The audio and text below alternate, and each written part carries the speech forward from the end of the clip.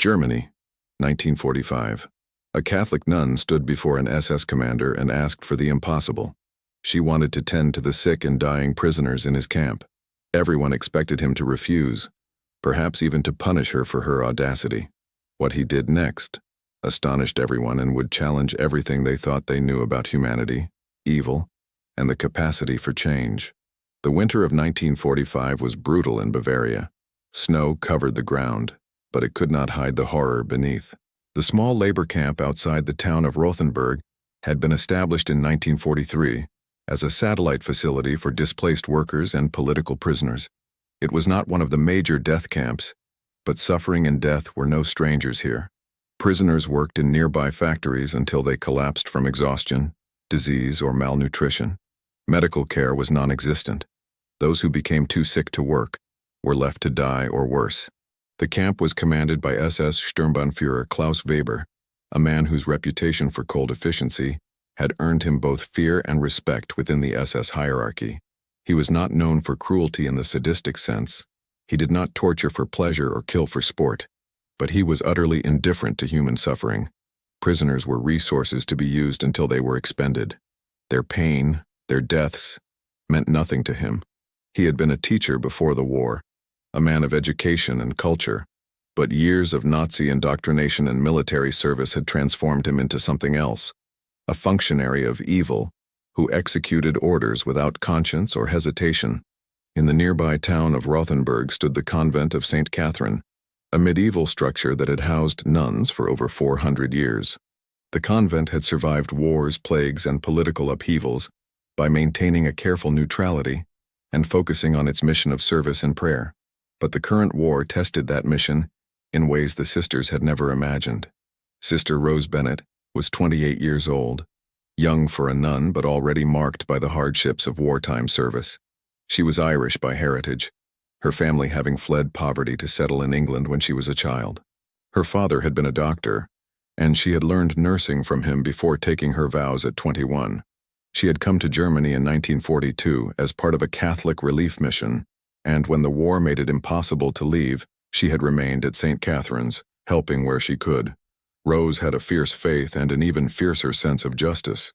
She believed that God called her to serve all people, especially the suffering, regardless of politics or nationality. She had treated wounded German soldiers, helped hide Jewish families in the early years of the war, and provided food to starving civilians. Her compassion knew no boundaries, and her courage often bordered on recklessness. In January 1945, as the war turned decisively against Germany, conditions in the labor camp deteriorated rapidly. Supplies were cut off, guards became more brutal, and disease spread unchecked. Prisoners began dying at an alarming rate. Their bodies were thrown into mass graves without ceremony or record. The townspeople knew what was happening. They could see the smoke from the crematorium, smell the stench of death on the wind, hear the occasional gunshot. But fear kept them silent. No one dared to speak against the SS. No one except Sister Rose. One morning in late January, Rose stood in the office of Father Patrick O'Sullivan, the elderly priest who supervised the convent. She had made a decision and she knew he would try to stop her. "Father, I need to go to the camp," she said without preamble. The old priest looked up from his papers, his lined face troubled. "Rose, we have discussed this. It is too dangerous. You cannot help those people. The SS will not allow it." "I have to try," Rose insisted. "People are dying. I am a nurse. I took vows to serve the suffering. I cannot stand by and do nothing." Father O'Sullivan sighed deeply. "My child, I admire your courage, but this is not courage. It is suicide. The SS commander is not a reasonable man. If you go to him asking to help prisoners, he will see it as interference, perhaps even as sabotage. He could arrest you, imprison you, or worse. Then that is a risk I must take," Rose said firmly. "Father, I have prayed about this. I have wrestled with it for weeks. But I keep coming back to the same truth. Christ calls us to love our enemies, to serve the least among us. Those prisoners are the least. They are dying, and I have the skills to help them. If I do nothing, I am complicit in their deaths." The priest studied her face and saw the determination there. He knew that nothing he said would change her mind. "Very well. he said quietly, "but I will come with you. If you are going to face the devil, you should not go alone." 2 days later, Sister Rose and Father O'Sullivan walked through the snow to the gates of the labor camp. The guards looked at them with suspicion and hostility. "What do you want?" one demanded, his rifle held ready. "We wish to speak with Sturmbannführer Weber," Father O'Sullivan said with as much authority as he could muster. "It is a matter of humanitarian concern." The guard laughed. "Humanitarian concern? Here? You are in the wrong place, old man. This is a labor camp, not a charity." "Nevertheless, we request an audience with the commander," Rose said, her voice steady despite the fear coursing through her. "It is a matter of Christian duty." The guard spat in the snow. "Wait here." He disappeared into the guardhouse, and they waited in the cold for nearly an hour. Finally, the guard returned. "The Sturmbannführer will see you, but make it quick. He does not like his time wasted." They were escorted through the camp gates, and what Rose saw made her stomach turn. Prisoners in striped uniforms, emaciated and hollow-eyed, worked in the snow without adequate clothing or shoes. Some collapsed and were beaten by guards until they stood again. The smell of unwashed bodies, disease, and death was overwhelming. Buildings that served as barracks were little more than wooden sheds, offering no protection from the cold. Rose saw faces pressed against gaps in the walls, watching with dead eyes as she passed. They were led to the commandant's office, a relatively comfortable building with a stove burning warmly. Inside, SS Sturmbannführer Klaus Weber sat behind a desk, reviewing paperwork. He was a man in his mid-30s, with sharp features and cold, intelligent eyes. He wore his uniform with precision, every button and insignia perfectly placed. He looked up as they entered, his expression one of mild curiosity mixed with irritation. "A nun and a priest," he said, his voice cultured and educated. "This is unexpected. What brings the church to my camp?" Sister Rose stepped forward before Father O'Sullivan could speak. "Sturmbannführer Weber, I am Sister Rose Bennett, a nurse. I have come to request permission to provide medical care to the prisoners in your camp." Weber's eyebrows rose slightly. "Medical care? For prisoners?" He seemed genuinely surprised by the request. "Yes," Rose said firmly. "I understand that disease is spreading in the camp and that many prisoners are dying. I have medical training and supplies. I wish to treat the sick and prevent further deaths." Weber leaned back in his chair, studying her with those cold eyes. "And why would you wish to do this? These are enemies of the Reich, criminals, and subversives. Why should their suffering concern you?" "Because they are human beings," Rose replied. "Because I am a nurse and a Christian. My faith and my profession both require me to help the suffering, regardless of who they are." Weber smiled, but there was no warmth in it. How noble, how idealistic. "Tell me, sister, do you understand what these people are? They are communists, resistance fighters, black marketeers, enemies of Germany. They have been judged and sentenced to labor. Their suffering is the consequence of their crimes.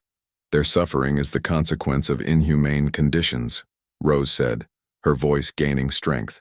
"Typhus, dysentery, starvation, these are not punishments. They are failures of basic human decency. You have the power to allow me to help. I am asking you to exercise that power with mercy." Weber's smile faded. "Mercy." He repeated the word, as if tasting something unfamiliar. "You come into my camp and speak to me of mercy. Do you know what mercy gets you in war, sister? It gets you defeated. It gets your people killed. Mercy is a luxury that Germany can no longer afford." "Then what does that make you?" Rose asked quietly. "What does it make any of us if we abandon mercy entirely? We become no better than animals. Worse than animals because we know what we are doing and choose it anyway." For a long moment, Weber stared at her. Father O'Sullivan held his breath, certain that the SS officer would explode in rage, that he would have them arrested or shot. But instead, something unexpected happened.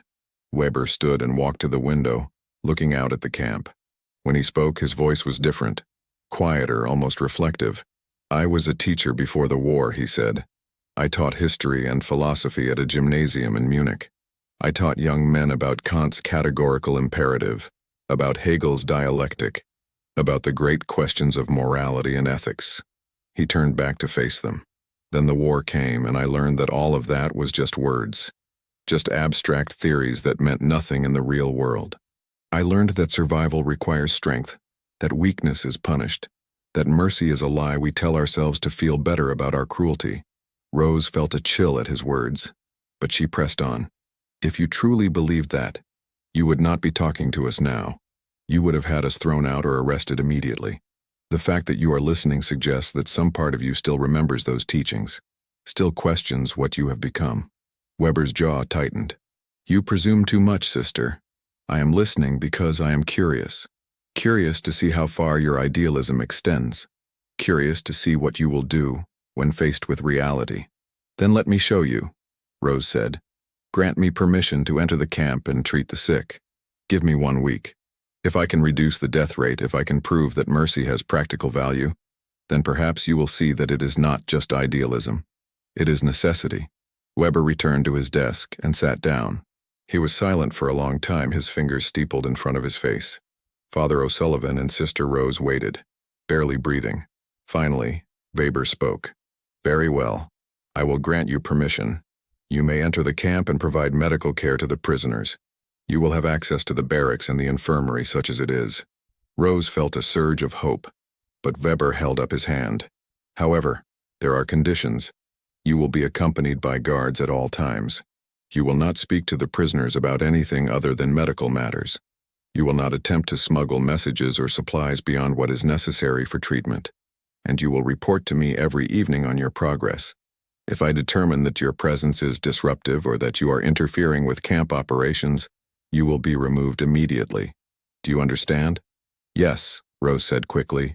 I understand and I agree to your conditions. Weber nodded. You may begin tomorrow morning. Report to the gate at 8 o'clock. And sister, he added, his voice hardening, do not mistake this for kindness. I am allowing this because I am curious to see if you can succeed where our own medical staff has failed. If you cannot, if prisoners continue to die at the same rate, then you will have proven that mercy is indeed useless, and I will not hesitate to end this experiment. Rose met his gaze steadily. I understand. Thank you, Sturmbannführer. As they left the office and walked back through the camp gates, Father O'Sullivan turned to Rose with amazement. I cannot believe he agreed. I was certain he would refuse, perhaps even arrest us. Rose was equally stunned. Neither can I. But he did agree. And now I have to make this work. I have to prove that compassion can make a difference even here, even in this hell.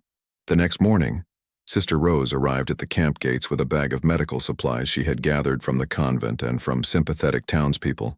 She was escorted by 2 guards to the camp infirmary, a cold, filthy building with rows of wooden bunks where the sickest prisoners were left to die. The scene that greeted her was worse than she had imagined.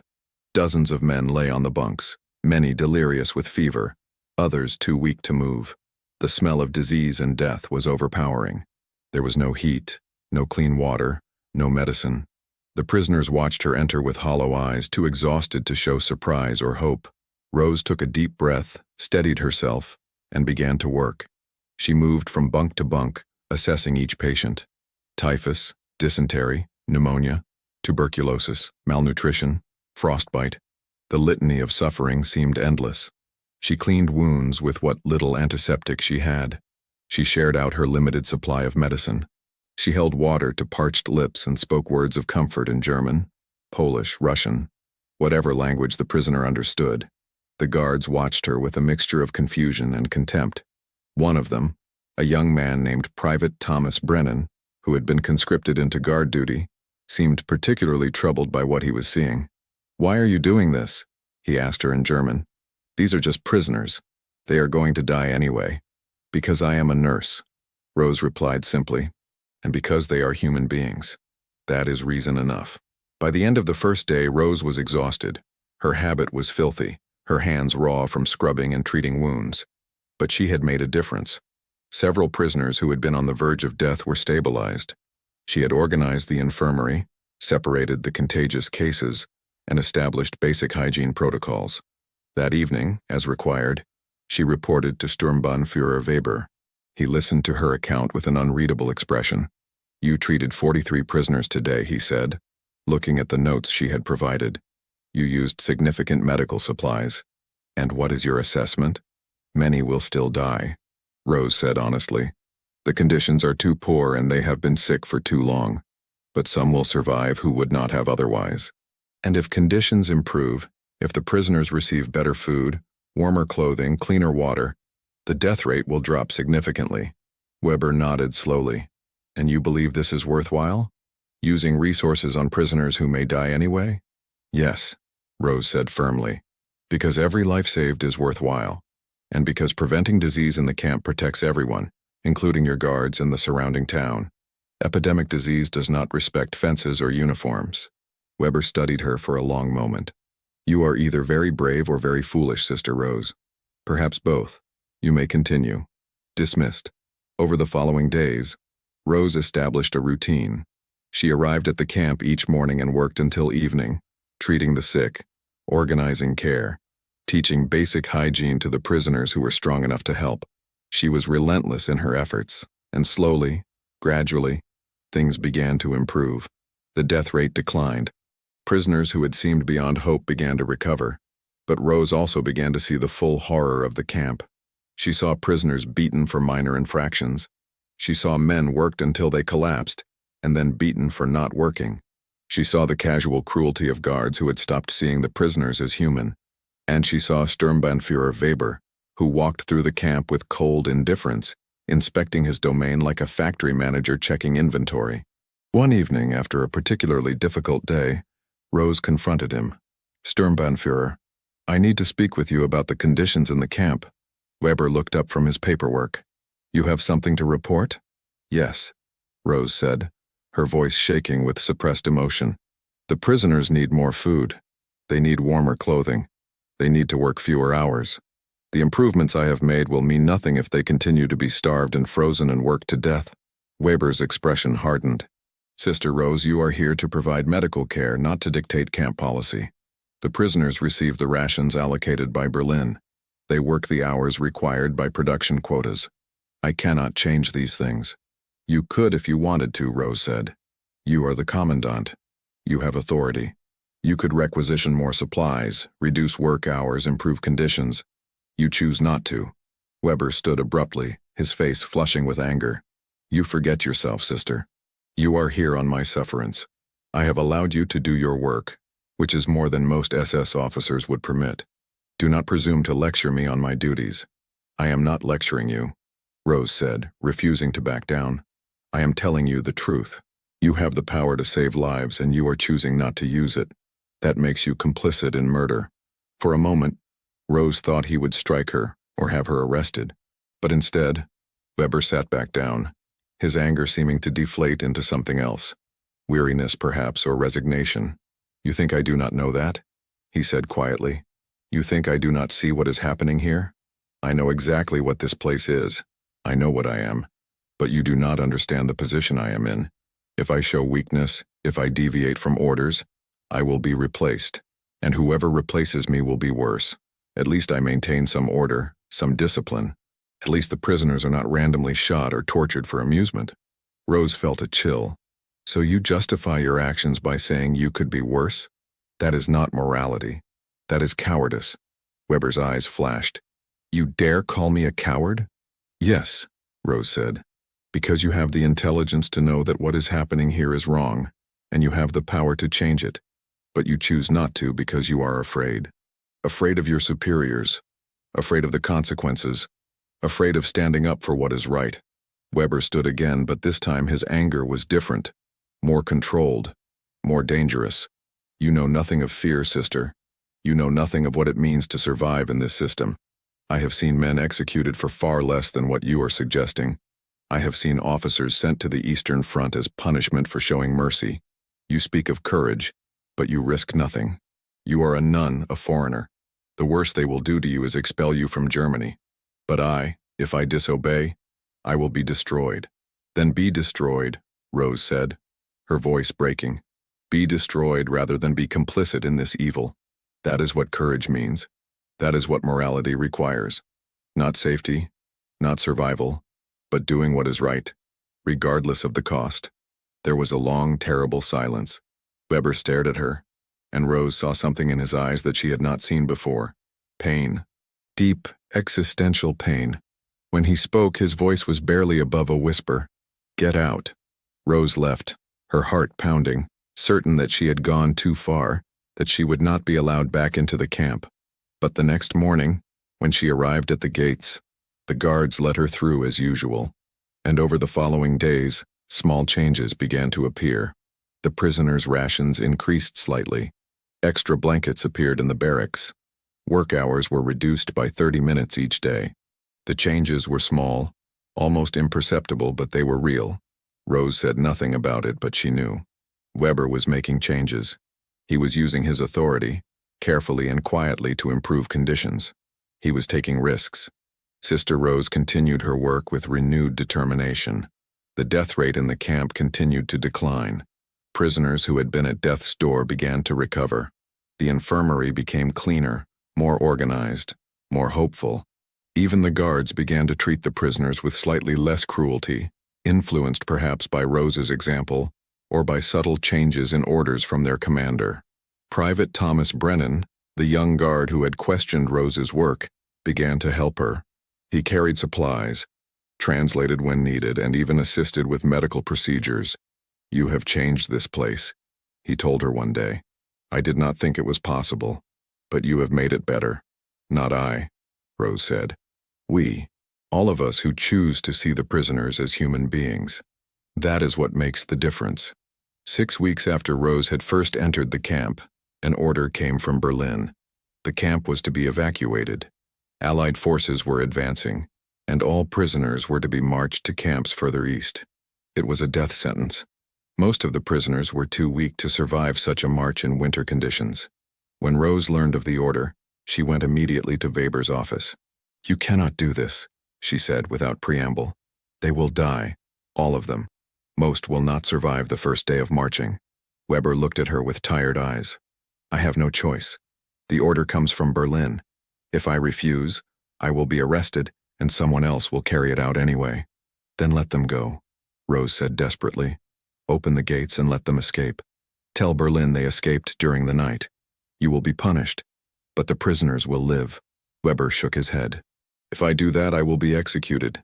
And my family, my wife and daughters in Munich, they will suffer for my treason. I cannot ask them to pay that price. So you will send these men to their deaths to protect yourself and your family?" Rose demanded. "Yes," Weber said simply. "I will. Because I am not a hero, Sister Rose. I am a coward, as you so correctly identified.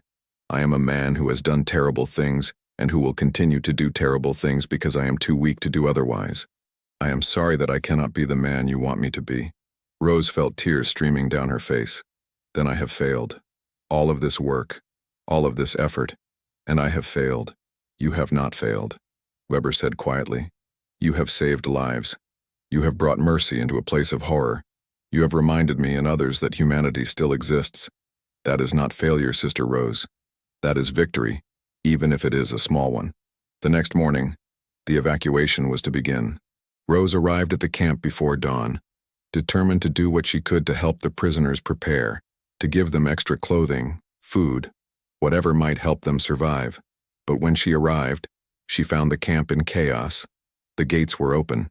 Prisoners were streaming out, not in organized columns, but in confused groups, fleeing in all directions. Guards stood by, doing nothing to stop them. Rose ran to the commandant's office and found Weber standing at the window, watching the exodus. "What have you done?" she asked in astonishment. Weber turned to face her. His uniform was disheveled, and there was a wild look in his eyes. "I have committed treason," he said calmly. "I have opened the gates and ordered the guards not to interfere. I have told them that the prisoners overpowered us during the night, that we were unable to stop them. It is a lie that no one will believe, but it is the lie I will tell." "But your family," Rose said. "You said they would suffer." "They will," Weber replied. "I have sent them a letter explaining what I have done and why. I have told them to flee, to change their names, to disappear if they can. Perhaps they will survive, perhaps not, but I could not do what you asked before. I could not sacrifice myself and them. Now I have made a different choice. I am sacrificing myself and hoping they can save themselves."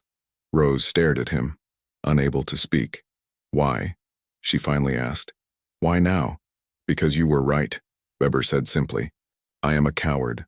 I have been a coward my entire life, hiding behind orders and ideology and fear. But you showed me that courage is possible, even in the worst circumstances. You walked into this camp, into the heart of evil, and you showed mercy. You risked everything for people you did not know, people who could give you nothing in return. And I have spent years telling myself that such things were impossible, that survival required compromise and cruelty. But you proved me wrong. So I decided that if I am going to die, and I will die for this, I want to die knowing that I did one thing right. One thing that mattered. Rose felt tears streaming down her face. You are giving them a chance. Not all will survive, but some will. Some will make it to Allied lines or find hiding places. You are saving lives. Weber nodded. Yes, and I am damning myself. But perhaps that is justice. Perhaps that is what I deserve. He walked to his desk and picked up his pistol. I will remain here and face the consequences. You should leave, Sister Rose. Leave before the SS arrives to investigate. Go back to your convent and continue your work. The world needs people like you. Rose wanted to argue, to stay, but she knew he was right. If she was found here, she could be arrested as an accomplice, and she could do more good alive and free than imprisoned or dead. Thank you, she said, her voice breaking. Thank you for your courage. It is not courage, Weber said with a sad smile. It is just the final act of a coward who realized too late what he should have been all along. Now go, please. Rose left the office and walked through the emptying camp. Prisoners were still fleeing, and she helped where she could, pointing them toward the forest, toward roads that led to Allied lines. Private Thomas Brennan found her and helped, and together they saved as many as they could. By midday, the camp was nearly empty. Rose and Thomas fled back to the town, knowing that SS investigators would arrive soon. That evening, hidden in the convent, Rose heard the gunshot. A single shot from the direction of the camp. She knew what it meant. Sturmbannführer Klaus Weber had taken his own life rather than face arrest and execution. He had made his choice, and he had paid the price. In the weeks that followed, the truth of what happened at the Rothenburg camp spread. Some of the escaped prisoners were recaptured, but many made it to freedom. They told stories of the nun who had come to help them, of the SS commander who had inexplicably let them go. The stories were confused and contradictory, but they all agreed on one thing. Something miraculous had happened in that camp, something that defied explanation. When Allied forces liberated the area in April 1945, they investigated the camp. They found Weber's body and his suicide note, which explained what he had done and why. The note was remarkable in its honesty. I have been a servant of evil, Weber wrote. I have committed crimes that can never be forgiven or undone. I have sent innocent people to their deaths. I have been complicit in genocide. But in my final days, I met a woman who showed me that another way was possible. Sister Rose Bennett risked her life to bring mercy to my prisoners. She challenged me to be better than I was. I could not be better for most of my life, but in this final act, I choose to be better. I choose to save the lives I can save, even though it cost me everything. I do not ask for forgiveness. I do not deserve it. But I hope that this final act counts for something, that it tips the scales of justice even slightly toward good. To Sister Rose, if you read this, thank you. You showed me that humanity still exists, even in monsters. You gave me the chance to choose mercy over evil even at the end. That is a gift beyond measure. The Allied investigators found Sister Rose at the convent and questioned her extensively. She told them everything, holding nothing back. They were astonished by her story, by her courage in confronting an SS officer, by Weber's unexpected decision to free the prisoners. Your actions saved lives, Sister Rose, the American officer told her. You walked into hell and brought out mercy. That takes extraordinary courage. I did what my faith required, Rose said simply. And Sturmbannführer Weber did what his conscience finally demanded. He is the one who made the ultimate sacrifice. The officer shook his head. He was a war criminal who had a moment of conscience at the very end. That does not absolve him of his crimes. No, Rose agreed. It does not. But it does prove that even people who have done terrible things can choose to do good. That change is possible even at the last moment. That redemption, if it exists, is available to everyone, no matter how far they have fallen. In the years after the war, Sister Rose continued her work. She helped with the reconstruction of Germany, treated displaced persons and refugees, and worked tirelessly to heal the wounds of war. She never forgot Klaus Weber or the prisoners of Rothenburg camp. She kept his suicide note, a reminder of the complexity of human nature, of the capacity for both evil and good that exists in every person. Historians later studied the Rothenburg camp incident. Some argued that Weber's final act was meaningless, that it did not erase his crimes or make him a good person. Others saw it as evidence of the power of moral courage, of how one person's example can inspire change even in the most unlikely circumstances. Sister Rose never claimed to have redeemed Weber. She knew that redemption was not hers to grant, but she believed that she had witnessed something important, the moment when a man who had chosen evil for years finally chose good, even though it cost him everything. That choice, she believed, mattered, not because it erased his crimes, but because it proved that such choices were always possible, that no one was so far gone that they could not turn back, even at the very end. The story of Sister Rose and Sturmbannführer Weber became a subject of debate and reflection. It raised difficult questions about justice, mercy, redemption, and the nature of evil. Can a person who has committed atrocities be redeemed by a single good act? Does the courage to do right at the end of one's life count for anything when weighed against years of doing wrong? Is mercy wasted on those who do not deserve it? Sister Rose's answer to these questions was consistent throughout her life. Mercy is never wasted, she said, because mercy is not about the recipient. It is about the giver. It is about maintaining your own humanity in the face of inhumanity. When I went to that camp, I did not go to save Klaus Weber's soul. I went to save the prisoners and to save my own soul from the despair and hatred that this war breeds. Weber's choice to free the prisoners astonished everyone because we expect evil to remain evil. We expect people who have done terrible things to continue doing terrible things. But Weber proved that change is possible, that conscience can awaken even in those who have suppressed it for years. His choice does not erase his crimes. It does not make him a good man, but it does make him a human being who, in his final moments, chose to do the right thing despite the cost. And that, I believe, is significant. It reminds us that we always have a choice, that we are never so trapped by our past actions that we cannot choose differently in the present. It reminds us that moral courage is possible even in the most extreme circumstances. And it reminds us that mercy, true mercy, has the power to change not just individuals but the world itself, one choice at a time. When Sister Rose died in 1982, her funeral was attended by dozens of people whose lives she had touched. Among them were several survivors of the Rothenburg camp, old men now who had traveled from across Europe to pay their respects to the nun who had saved their lives. They spoke of her courage, her compassion, her unwavering faith in the goodness of humanity even in the darkest times. One of them, a man named Joseph who had been 17 when he was imprisoned in Rothenburg, gave a eulogy. Sister Rose came to us when we had lost all hope, he said, his voice shaking with emotion. She came to us in hell and brought heaven with her. She showed us that we were still human, still worthy of care and compassion. And somehow, through her example, she convinced our jailer to set us free. I do not understand how she did it. I do not understand what happened in Sturmbannführer Weber's heart that made him choose mercy over duty. But I know this.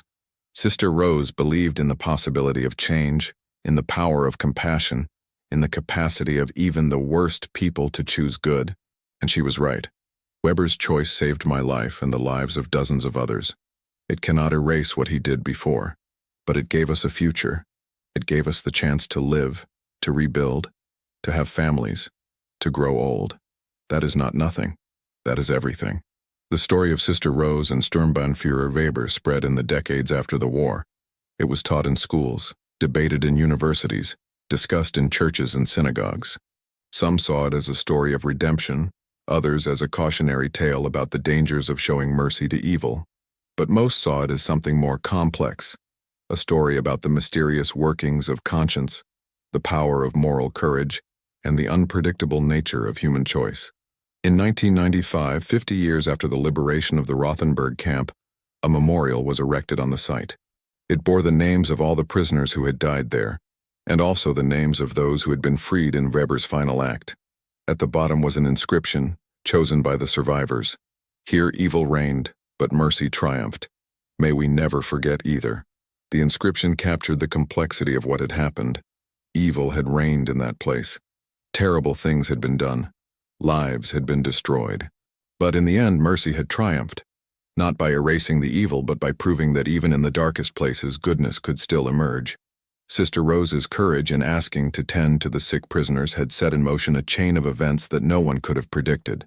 Her simple act of compassion, her willingness to confront an SS commander and demand the right to help, had planted a seed in Weber's conscience. That seed had taken weeks to grow, nourished by her daily example of selfless service, her refusal to give up, her insistence that every life mattered, and in the end, that seed had blossomed into a choice that saved lives. Weber's decision to open the gates astonished everyone because it defied all expectations. SS officers did not free prisoners. They did not commit treason against the Reich. They did not sacrifice themselves for the people they had been taught to see as subhuman. But Weber did, not because Sister Rose had redeemed him, not because he had suddenly become a good man, but because she had awakened something in him that he thought he had killed years before. His conscience, his humanity, his capacity to choose right over wrong despite the cost. That awakening came too late to save Weber himself.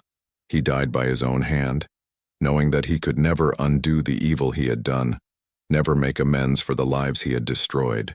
But it was not too late to save others. It was not too late to make one choice that mattered, one act of mercy in a life defined by cruelty. The theological and philosophical debates about Weber's final act continued for generations. Could a man responsible for so much death achieve any kind of redemption through a single good deed? Did his suicide represent genuine remorse, or simply an escape from justice? Was Sister Rose right to see his final act as significant, or was she being naive about the nature of evil? These questions had no easy answers, and perhaps that was the point. The story of Sister Rose and Klaus Weber was not a simple morality tale with clear heroes and villains. It was a complex, troubling, challenging story about the mystery of human nature, about how people who do terrible things are still people, still capable of change, still possessed of conscience and choice. Sister Rose herself always resisted attempts to simplify the story. When asked if she forgave Weber, she would say, "Forgiveness is not mine to give. I was not his victim, but I witnessed his choice, and I believe it mattered. Not because it erased his guilt, but because it proved that guilt could still be felt, that conscience could still speak, that change was still possible." When asked if Weber was redeemed, she would say, "That is between him and God. I cannot judge the state of his soul. I can only testify to what I saw. A man who spent years serving evil finally chose, at the cost of his life, to serve good. Whether that counts as redemption in the eyes of God, I do not know, but it counted as courage, and courage is always worth acknowledging." And when asked if she regretted going to the camp, if she regretted challenging Weber, if she regretted the risk she took, she always gave the same answer. "No, I did what my faith required. I asked to tend to the sick, and in doing so I gave one man the opportunity to choose mercy over evil. He took that opportunity, and lives were saved. That is all any of us can do. Create opportunities for good and hope that people will choose to take them. We cannot control others' choices, but we can influence them. We can show them, through our example, that another way is possible. That is what I tried to do, and by God's grace it worked." In the end, the story of Sister Rose and Sturmbannführer Weber was not about redemption or forgiveness or any simple moral lesson. It was about the power of one person's moral courage to awaken conscience in another. It was about the unpredictability of human choice, the possibility of change even in the most unlikely circumstances, and the truth that mercy, real mercy, asks nothing of the recipient but everything of the giver. Sister Rose asked an SS commander to let her tend to the sick. It was a simple request, born of compassion and duty. She expected to be refused, perhaps to be punished for her audacity. What the SS commander did next astonished everyone. Not immediately, not in that first meeting, but slowly, over weeks of watching her work, of being challenged by her courage, of having his conscience awakened by her example. He changed. He made a choice that cost him everything but saved dozens of lives. He opened the gates and set the prisoners free. That choice did not redeem him. It did not erase his crimes or make him a hero. But it proved something important, that even in the darkest hearts, even in people who have done unspeakable evil, The capacity for good remains. It may be buried, suppressed, denied, but it is there, waiting for the right moment, the right influence, the right choice to bring it to the surface. Sister Rose provided that influence. Through her courage, her compassion, her unwavering belief in the value of every human life, she created the conditions for Weber's conscience to awaken. She could not force him to change, could not guarantee that he would choose mercy, but she could and did show him that mercy was possible, that another way existed, that he had a choice, and in the end, he chose. He chose to sacrifice himself to save others. He chose mercy over duty, conscience over orders, humanity over ideology. That choice astonished everyone because it reminded them of a truth that is easy to forget in times of war and hatred, that people can change, that conscience can awaken, that good can emerge even from the darkest places. The story of Sister Rose and Klaus Weber is a testament to the power of moral courage, the mystery of human conscience, and the unpredictable nature of grace. It reminds us that we are never so trapped by our past that we cannot choose differently in the present, never so defined by our worst actions that we cannot perform good ones, never so far from the light that we cannot turn toward it. Sister Rose's simple act of asking to tend to the sick set in motion events that saved lives and challenged everyone's understanding of evil, redemption, and human nature. What the SS commander did next, opening the gates and freeing the prisoners at the cost of his own life, astonished everyone. But perhaps it should not have. Perhaps we should expect that when confronted with genuine compassion, when challenged by authentic moral courage, when shown that another way is possible, some people, even those who have done terrible things, will choose to change. Not all will, perhaps not even most, but some will. And that possibility, that hope, that faith in the human capacity for change, is what Sister Rose embodied. It is what she lived for and what she died believing, that mercy matters, that compassion changes things, that every person, no matter how far they have fallen, retains the capacity to choose good. That is the true miracle of the Rothenburg camp. Not that an SS commander freed prisoners, though that was astonishing, but that a nun believed it was possible, asked for the opportunity to serve, and through her example, awakened a conscience that everyone thought was dead. In a world that often seems dark and hopeless, the story of Sister Rose and Klaus Weber reminds us that light can still break through, that change is still possible, that mercy still has power. It reminds us that we always have a choice, and that sometimes, just sometimes, people choose well, even when it costs them everything. That is what astonished everyone, not just what Weber did, but what his choice revealed. That the human capacity for good is stronger than we think, that conscience can survive even years of suppression, and that one person's moral courage can change the world, one awakened heart at a time. If this story moved you, please subscribe to our channel, give it a like, and leave a comment sharing your thoughts. Stories of moral courage and the possibility of change remind us of what we can achieve when we choose compassion over hatred, mercy over cruelty, and humanity over ideology. Thank you for watching.